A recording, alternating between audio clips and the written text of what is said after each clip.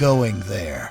Social media as a whole has done nothing but put people backwards in terms of the way that they communicate with one another and sort of how they articulate and manifest their viewpoints. I feel like people just go on there and they throw up a bunch of word garbage, and some of it may be relevant, but most of it is just it's nonsense, and it's venting, and it traps them in conversations that they probably didn't want to have, or maybe that they did want to have, and it pits people further and further against one another. And eventually it is just going to be people wanting to have conversations with people that think the exact same things as them.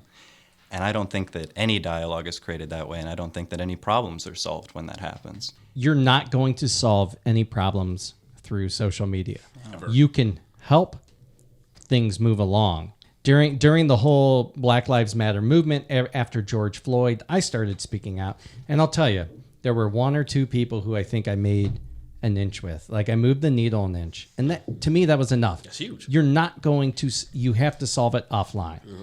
Well, I feel like Facebook started as a place for sort of college people to remain connected with one another when they went away to different schools. It was a way to sort of keep in touch with your high school buddies. And then it started to get slightly lamer in the eyes of the folks that it was initially sort of geared towards, because then you started seeing your younger siblings on there. And then a couple years later, then you started seeing your parents, and then you started seeing your grandparents. And then it was like everybody that you knew was on Facebook.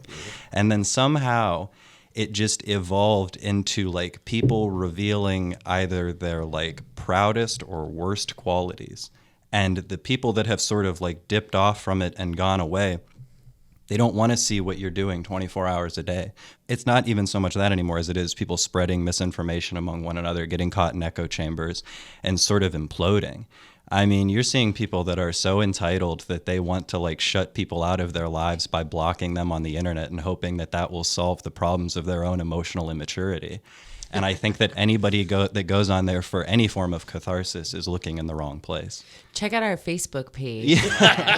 We're Going There podcast.